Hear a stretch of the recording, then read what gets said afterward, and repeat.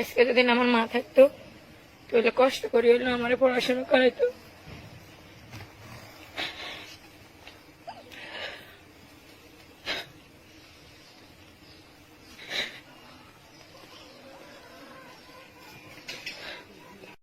আপু, সালাম আলাইকুম। ওয়ালাইকুম আসসালাম। আসসালামু আলাইকুম। ওয়ালাইকুম সালাম। ভালো আছেন? জি। আপনার নাম?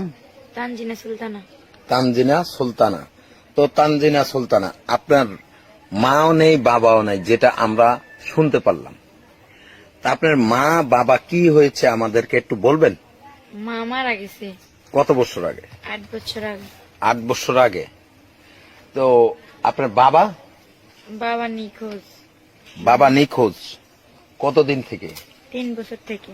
3 বছর থেকে নিখোঁজ, না অন্য কোথাও বিয়ে করেছে বাবা? অন্য কোথাও বিয়ে করেছে। বিয়ে করেছে। তো বিয়ে করার পরে কি আপনাদের কোনো খোঁজ খবর নেয় না? জি না। আচ্ছা, তো এই যে আপনাদের যে কোনো খোঁজ খবর নেয় না, আপনারা কিভাবে চলেন, কিভাবে খাওয়া দাওয়া করেন, কোথায় থাকেন, সেটা একটু আমাদেরকে বলবেন? জি। আচ্ছা, আপনি এখন কার কাছে আছেন? আমার দাদুর কাছে। দাদুর কাছে। তো আপনার দাদু কিছু করে? জি না। কিছু করে না। তা আপনাদের খাওয়া দাওয়া লেখাপড়া করেন? জি। খাওয়া দাওয়া লেখাপড়া কিভাবে চলছে সেটা একটু বলবেন?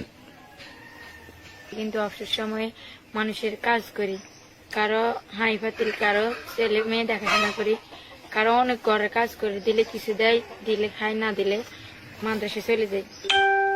আচ্ছা, তো আপনি কি এই যে খাওয়া দাওয়া ঠিকঠাক ভাবে করতে পারেন? জি না। ঠিকঠাক ভাবে খাওয়া দাওয়া করতে পারেন না? জি না। তো আপনি এখন কোন ক্লাসে পড়ালেখা করছেন? ক্লাস 8-এ। ক্লাস 8-এ? জি। আচ্ছা, তো এই যে ক্লাস 8 পর্যন্ত আপনার বাবা 3 বছর আগে যখন আপনাদের কাছ থেকে চলে গেছে, তখন কি আপনার বাবা লেখাপড়ার খরচ দিত? আগে দিত, কিন্তু এখন আর বাবা অনেক মা অনেক কেউ দেয় না, কিন্তু বাড়ির আশেপাশে কেউ সাহায্য করে।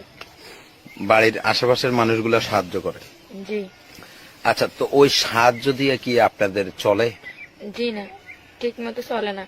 অনেক সময় ক্লাসে সবাই ফিস বেতন দেয়, কিন্তু আমি দাঁড়ায় থাকি, খাতা কলম মেলে মাদ্রাসা যেতে পারি না।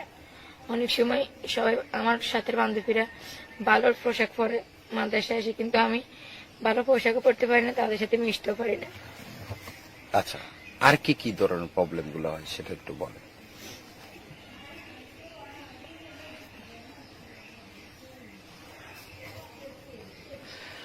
তো আপু, এই যে মা নেই,